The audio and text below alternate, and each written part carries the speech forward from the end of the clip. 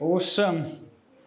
As jy jou Bybel by jou het, kan jy hom oopmaak. En ons gaan begin, soos wat ek gesê het, ons hierdie jaar gaan afskop. Begin ons met Hebreërs 12 vers 1 tot 2. So, julle kan saam met my lees.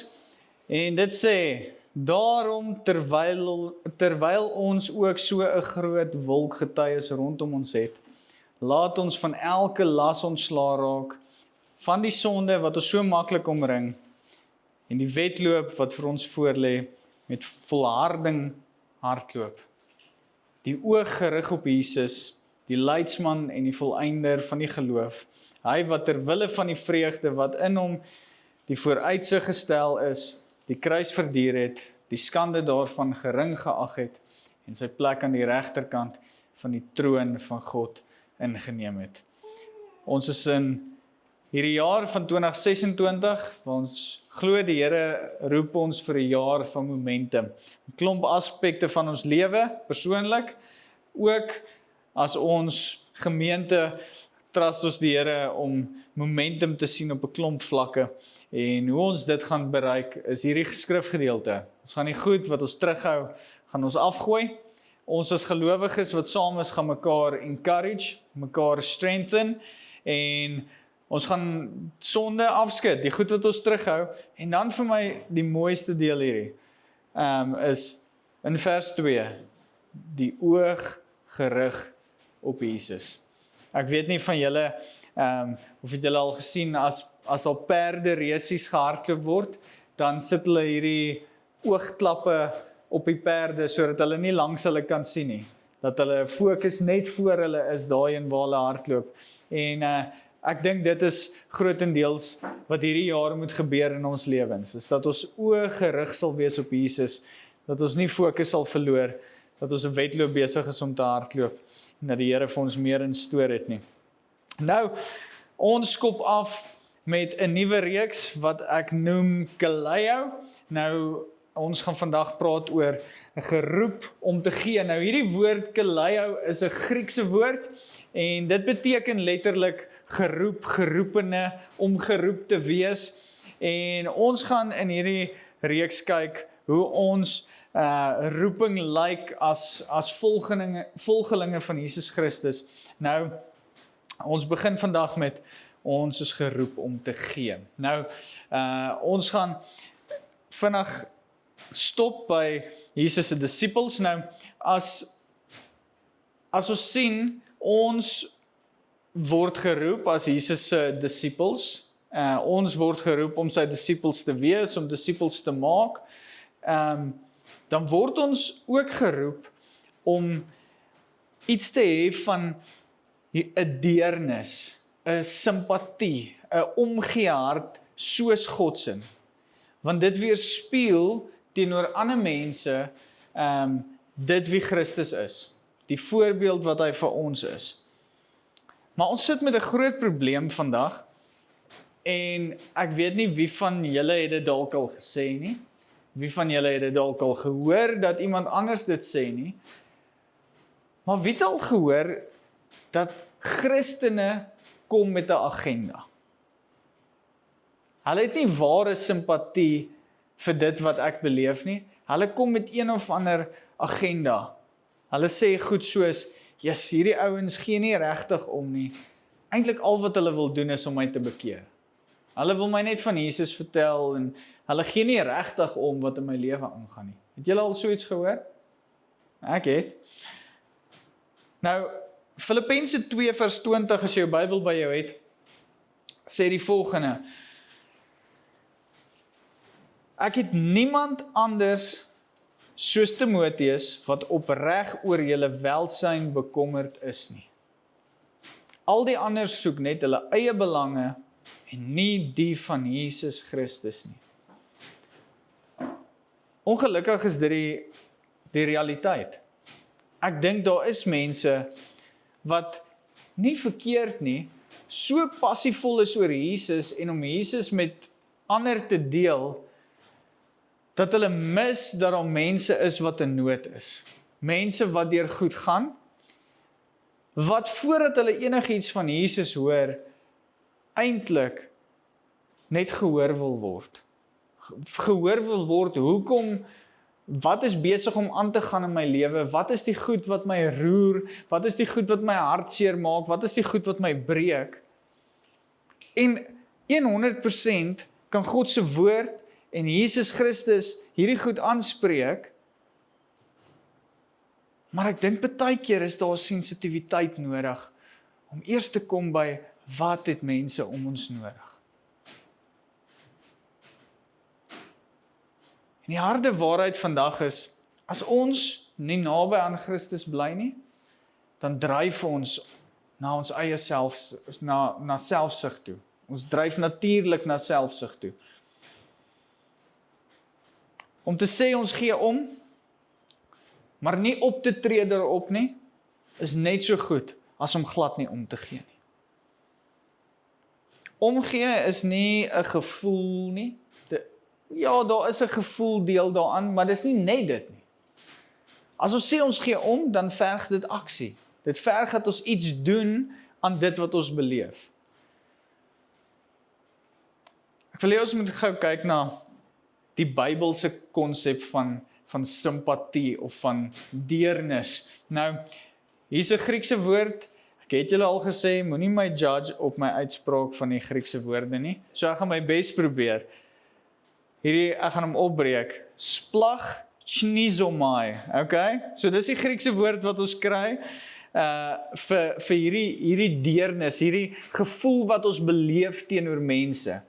Die betekenis van hierdie is letterlik 'n diep, 'n innerlike meegevoel wat jou dwing om iets te doen. So jy beleef hierdie gevoel, hierdie situasie, maar hierdie ding dryf jou sodat jy nie anders kan as om op te tree teenoor dit nie. En elke keer wat Jesus simpatie beleef het teenoor 'n situasie of 'n persoon, dan gebruik hulle hierdie woord om te sê, hy het iets beleef en hy het opgetree uit hierdie plek uit. As ons kyk, jy kan dit probeer byhou, maar anders te kyk het op die skreen, Matteus 14 vers 14 sê, hy het hulle jammer gekry en hulle siekes gesond gemaak. Matteus 20 vers 34 sê, Jesus het hulle innig jammer gekry, hulle oë aangeraak en hulle kon dadelik sien. Markus 6 vers 34, hy het hulle innig jammer gekry en hy het hulle baie dinge begin leer. Jesus het nooit deernis gevoel sonder om iets daaraan te doen nie. Maar ek wil gou stil staan by wat ek noem die wegdryf beginsel.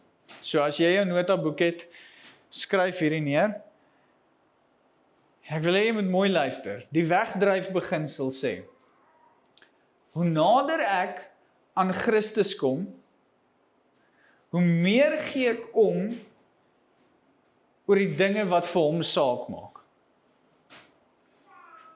En hoe meer ek omgee vir die dinge wat vir hom saak maak, hoe nader kom ek aan Christus. Okay, so dis hierdie mooi sisteem van ek kom nader aan Christus, ek spandeer tyd in sy woord, ek spandeer tyd in gebed saam met hom, en soos ek sy hart beter verstaan, begin ek omgee vir die goed waarvoor hy omgee, die goed wat vir hom belangrik is, en soos wat dit meer word in my lewe, kom ek nog nader aan God. Want ek stap meer in dit wat hy vir my het. Maar hier is die teendeel. Hoe verder ek van Christus af wegdryf, hoe meer gee ek om net oor myself. En hoe meer ek omgee net oor myself, hoe verder dryf ek nog van Christus af. Omgee gaan wys waar jou hart geestelik is. 'n bekende storie in die Bybel, Lukas 10. is die storie van die barmhartige Samaritaan. En ek glo meeste van julle ken die storie, gaan hom so 'n bietjie inkleer soos wat ons aangaan, maar hier is hierdie man, hy word beroof, hy word halfpad doodgeslaan, gelos langs die pad, en hier kom 2 godsdienstige manne, stap verby, en hulle maak allerlei verskonings op, oor hoekom hulle hom nie kan help nie, en hulle tree nie op dit wat hulle sien nie.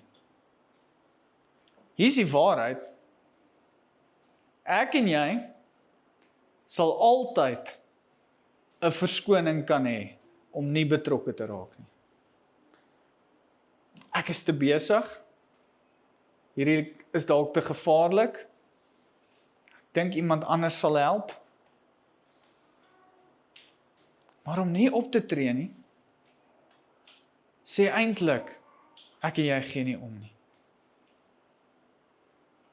Ek het vandag 3 waarhede, as dit kom by deernis, by simpatie teenoor ander mense. Die eerste waarheid is deernis ontbreek. Die Samaritaan het nie daardie oggend beplan om iemand te help nie. Hy het toevallig geloop, die man gesien, en dit het nou maar deel geword van sy dag. Want ware deernis gaan selde in jou skedule pas. Dis iets wat at random jou kant toe gaan kom. Ek noem dit 'n goddelike ontbreking. 'n Disturbance in jou dag. Want ek en jy het persoonlike planne. Ons het 'n kalender, ons het 'n to-do list, ons het deadlines. Maar partykeer kom daar 'n goddelike ontbreking in ons dag, in ons skedule. En as ek en jy heeldag gaan jaag, gaan ons God se oomblikke in ons lewe mis.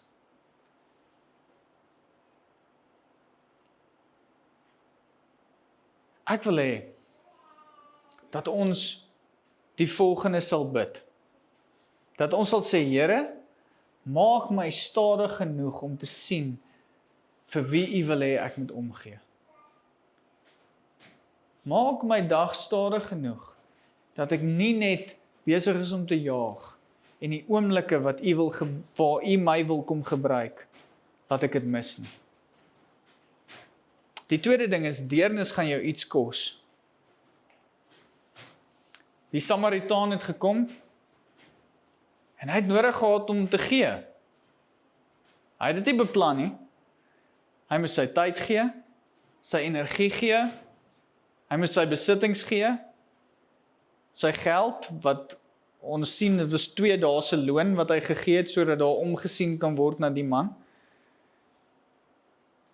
En ewe skielik is daar nou 'n toekomstige verbintenis tussen hom en hierdie man wat hy gehelp het. Want hy sê toe, sorg vir hom, kyk na hom, laat hy gesond word, ek gaan teruggaan en ek gaan werk, en dit wat ek skuld vir die tyd wat hy moes deurbring, sal ek dan kom betaal. Hy moes ekstra insit. Hier is die ding, ware omgee, ware deernis, vat opoffering. Dit gaan ons iets kos. Vir party mense is dit maklik om te kom en geld te gee, maar is vir jou baie moeilik om jou tyd te gee. En dalk is dit andersom. Vir ander is dit baie maklik om jou tyd te gee, maar is moeilik om geld te gee. En ons kan dit inkleer, kos gee, winde uitvryf, ou tannie oor die pad help, wat ook al dit mag wees, wat 'n God oomblik in jou dag is, waar jy iets voel in jou hart, en iets moet doen. Ek dink baie keer kan ons verskonings maak, want dit is vir ons moeilik om te gee. Het is moeilik om ons tyd te gee, om nou iets op te offer, vir die nood wat ons beleef, wat ons raak sien, wat ons voel. Maar ja, deernis kos jou iets, wat verander harte. Nie net die persoon vir wie jy daar is nie, Maar dit verander jou hart ook.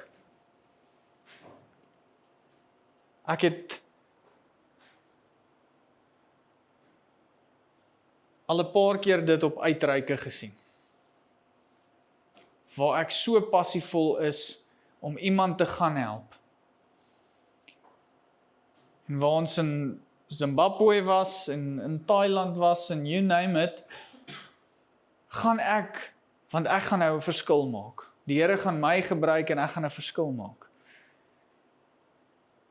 Weet jy hoeveel keer het ek teruggekom met 'n heeltemal 'n ander perspektief? 'n heeltemal 'n ander hart? Want die manier waarop ek mense gedien het, het gemaak dat my hart verander. Dat daar iets anders roer in my gees. En hier is die ding, die derde punt, deernis verander lewens. Dit verander die lewe van die een wat die hulp ontvang, vir jou, wat die hulp gee.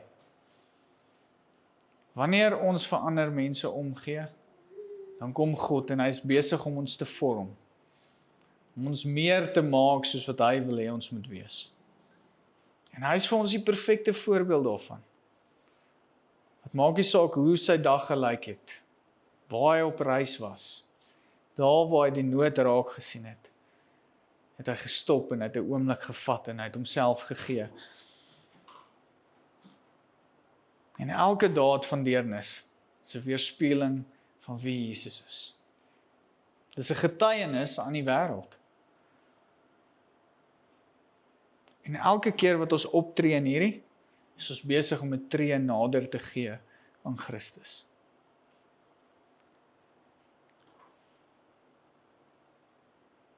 Ek het hierdie week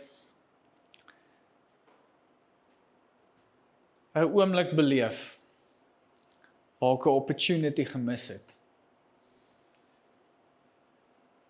En dit het die hele week by my gesit. Ek en Zander het hier in die straat gestap, en daar was 'n oomblik waar 'n man en 'n vrou in 'n kar gesit het, en daar was 'n bietjie van 'n konflik gewees. En die volgende oomblik is die girl, spring sy uit die kar uit, in trane, soos wat ons verbystap.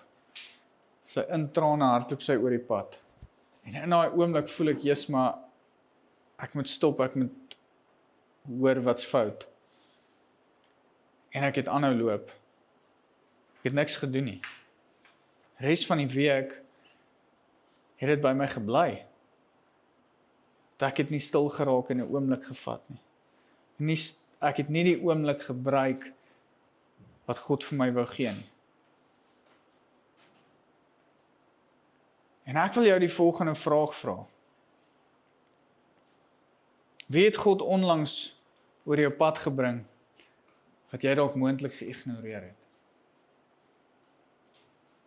Waar is jy tans besig om God se onderbrekings raak te sien? En dan wil ek jou vra, watse verskoning gebruik jy tans die meeste? En ek dink vir meeste van ons gaan dit 4 woorde wees. Ek is te besig.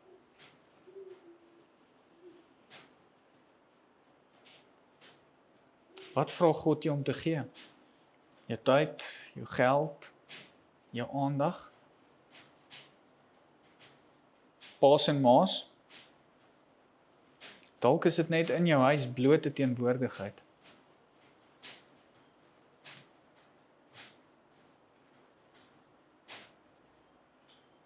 Ek wil hê jy moet 'n oomblik vat en dink daaroor.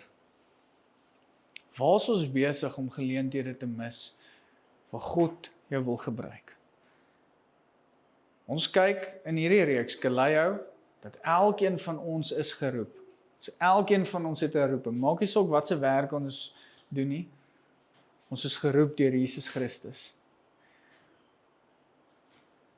Ons het nodig om te loop in dit. En nie die oomblikke te mis waar hy ons wil gebruik nie.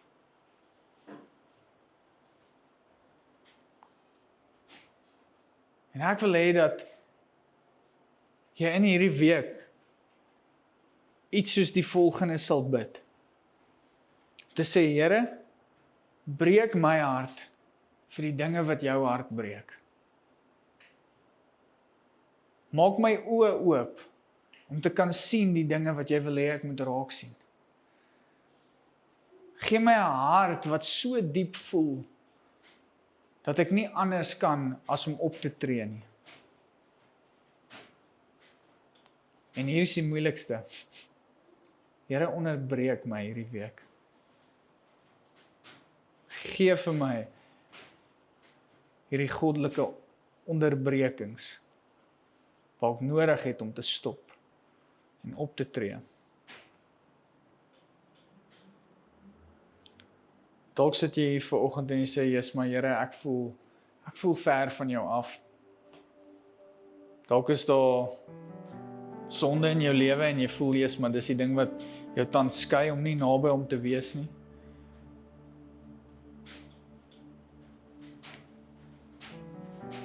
Ek wil net gou die prentjie vir jou mooi inkleer.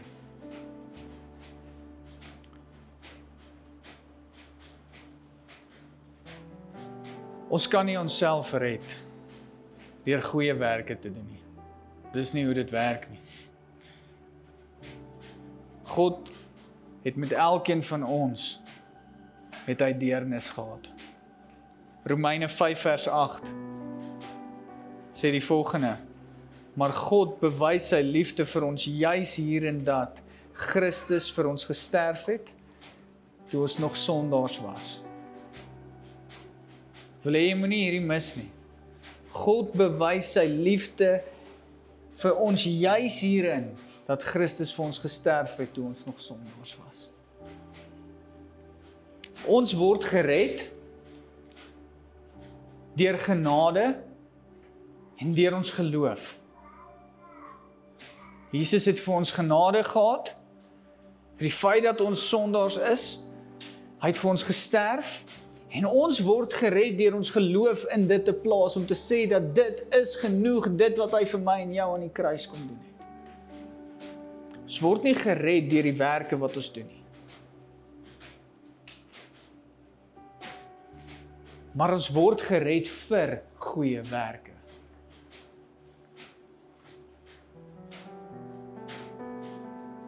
Hier's die ding. Baie van ons wil goeie werke doen, ons wil begin loop in iets om onsself aan die Here te bewys. Dis verkeerd om. Ons het eers nodig om sy redding te aanvaar oor ons lewe en te aanvaar dat hy ons sonde vryspreek en dit te los. En die resultaat van ons geloof in Jesus Christus is dat ons begin loop en dat ons lewe begin lyk. Dan kom die werke ter sprake. Dan die manier wat ons loop en dinge doen, is die gevolg van ons redding. Die Afrikaans sê gewoonlik goed nie mooier vir my as wat die Engels doen nie. Maar as dit kom by hierdie, sê die Afrikaans dit vir my die heel mooiste. Redding en heiligmaking. Die Engels sê salvation en sanctification. Ons wil begin by die reg lewe, die goedjies fix wat nog nie reg is nie. En ek wil vir jou vandag sê, as jy daar begin, dan is jou beginpunt verkeerd. Jou beginpunt is om te aanvaar dat Christus vir jou aan die kruis gesterf het vir jou sonde. Hy het jou klaar vergewe. En die oomblik wat jy dit doen, dan begin ons loop. En ons begin ons lewe transformeer om meer te lyk soos Christus. En ek dink dis hoekom ons baie keer tekort kom. Want ons begin nie op die regte plek nie. Ons aanvaar nie dit wat Christus vir ons kom doen het nie.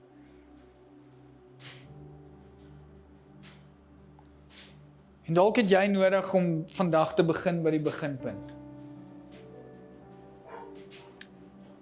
En te sê, Jesus, vergewe my sondes.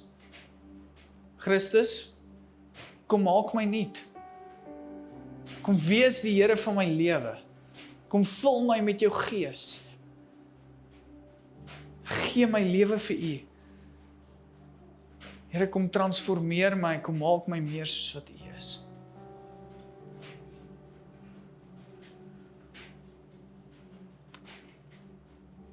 Mag daar nooit van ons gesê word, hulle gee nie regtig om nie. Maar mag mense van buite af dalk na ons kyk en sê, "Jesus, ek glo dalk nie noodwendig wat hulle glo nie. Dis dalk nie my kerk nie. Of wat ook al. Maar mag hulle van ons sê dat ons regtig omgee. Dat ons mense is wat werklik Jesus se liefde, Jesus se omgee, Jesus se bemoediging uitleef. En daar wees vir mense wat in nood is, mense wat versorging nodig het, mense wat omgee nodig het.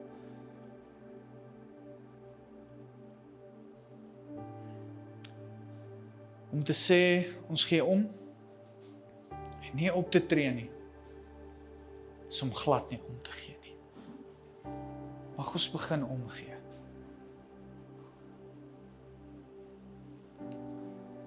Soveel soos wat Christus doen. Mag sy gees so in ons lewe werk. Dit is nie anders as om op te tree. Te doen wat hy sou gedoen het nie. Kan julle oorsluit, Jesus, dankie. Vir die voorreg wat ons het.